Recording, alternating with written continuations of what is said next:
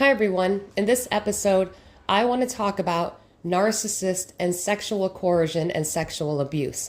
I do want to give a warning. This is going to be explicit content if you're under the age of 18. Please do not watch. For those of you that are listening, some of this may be disturbing, so I do want to give a trigger warning, especially if you have been through this situation.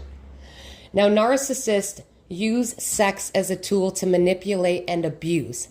Narcissists do not use sex out of love. They use it to control you, to dominate you, and eventually humiliate you. Sex will be used to punish you. It is all about domination and control. A narcissist needs you to give everything about yourself to them while they give you nothing in return. And you all understand this. Narcissists will use sex as a form of punishment. They will intentionally withhold affection. They will give you silent treatments. The narcissist will do whatever it is necessary to degrade and humiliate you, to make you believe that you are nothing to them. And they show you through their actions, the disturbing things they do to you. Narcissists love to push the boundaries. When they are having sex with you, they will exploit you, try to make you do things that you do not want to do. In my instance, the narcissist that I dated, he was constantly humiliating me in bed. He was trying to force me to do sexual things that I didn't want to do. And then he would gaslight me and tell me it was just a joke or he didn't remember doing it. I don't know. He was so drunk all the time and high on cocaine. Maybe he doesn't remember. Who knows? But whenever it comes to holding a narcissist accountable, they will do anything to evade that accountability. Darvo, gaslighting, every manipulation tactic they can find to make you feel like you are the problem. And then that's their excuse in their mind to degrade you in bed, to humiliate you. This man, there were so many times I would lay there in bed crying, asking him to please stop having sex with me. And he would continue to go and continue to do it. And he wouldn't stop until he was finished.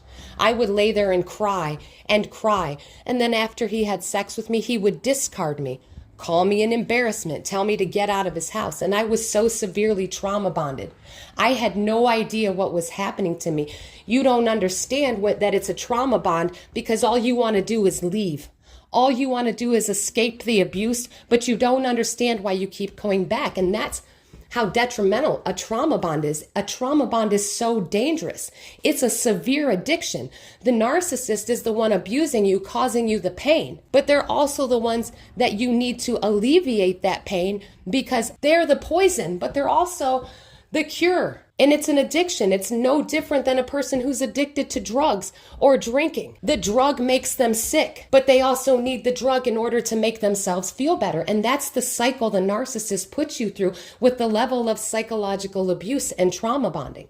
And I remember this man would tell me that I needed to stop crying and stop being a child and stop being a baby, because everybody fights. And then he told me about all his friends. Well, they all fight all the time. This is normal. I said, this isn't normal. He was constantly cheating on me, living a double life behind my back. He always cheats on everybody, but this is what narcissists do. They use you and abuse you for sex. And this man was proud of himself. I would lay there and cry and cry and cry, and he would still climb on top of me and keep doing what he was doing. And I remember saying to him, how can you be okay?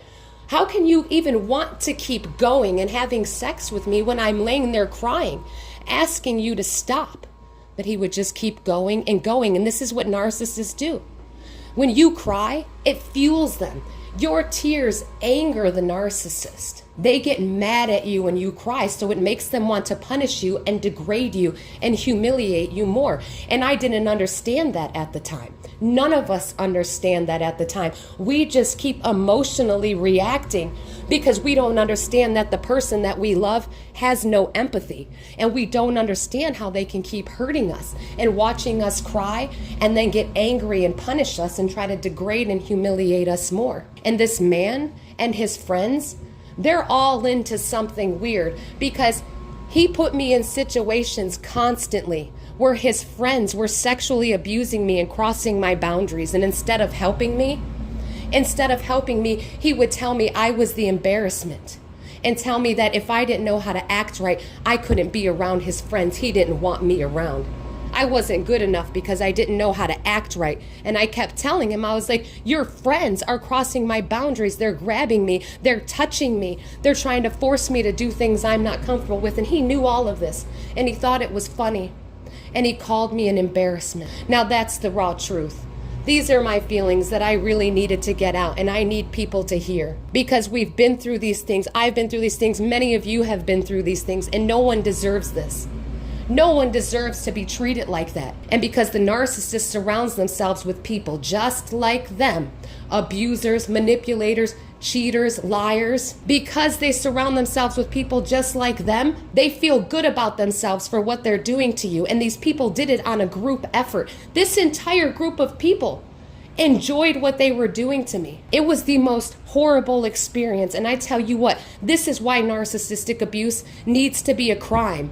This is why these narcissists need to be in jail or need to be committed in a facility, because they're just going to keep jumping from person to person doing the same thing over and over, and no one holds them accountable because the people that need to be holding them accountable don't know what to look for. They're not trained in these tactics. And a lot of the people holding these narcissists accountable are narcissists too, and abusers protect abusers, which is exactly why the narcissist I dated protected all the abusers around him. And that's why everybody around that narcissist, not one of those people has ever reached out to me, has ever acknowledged me or anything that I went through, because they were all in on it together.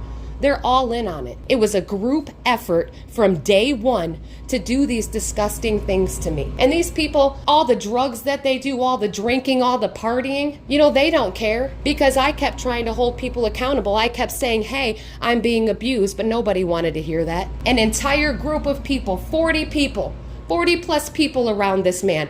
Everybody knows, and not one person that knows that man, not one person that did any of this stuff to me, not one person around that man even thought to do the right thing by now.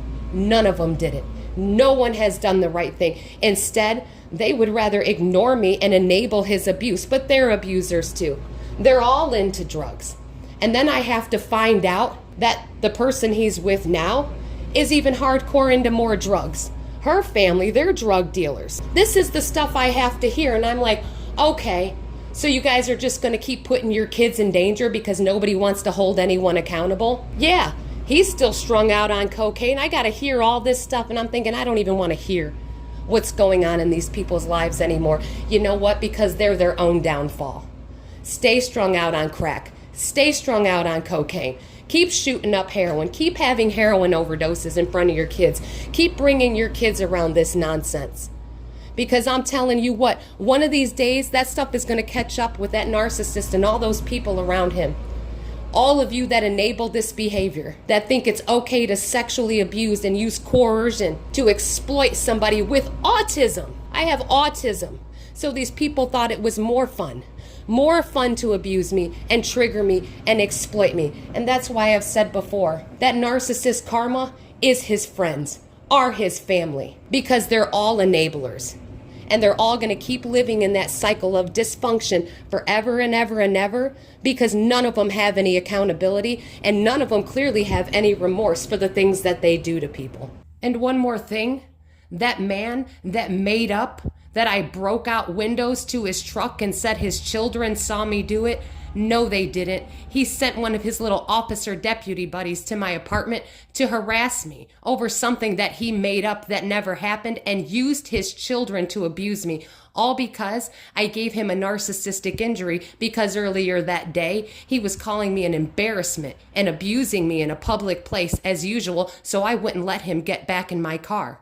And because he suffered an injury, later that night he had one of his breakdowns and started sending me emails talking about, ha, I got you. My girls saw you break out my windows. I'm pressing charges on you. Do you know how many times I try to hold him accountable for that and said, let me see those receipts? Let's ask your kids. Let's ask your kids if they saw me do it, because that officer, that deputy that he sent to my house, confirmed that I was checked in someplace with a buddy all night. That's right. And none of you people that are listening around him, all of you know what he did. You all know. Both of those Both of his kids' mothers know exactly what he was doing. They know that he used his children to make up crimes to try to have me arrested, all because he suffered an injury because I wouldn't let him in my car anymore because he was abusing me in a restaurant. And all of you that know this, shame on all of you for never doing the right thing or holding him accountable, because you all know that I didn't do it. He said he was at his friend's house and his friends witnessed this happen. His children saw me do it. Where are these friends? Because I tried to talk to all of them. And do you think any of them acknowledged me? No, it's a group effort to protect him and protect all of these drugs and nonsense that's going on in this group of people. Well, guys, I hope you enjoyed this episode. Keep speaking your truth, stay strong, keep getting the knowledge, and you are all going to be amazing.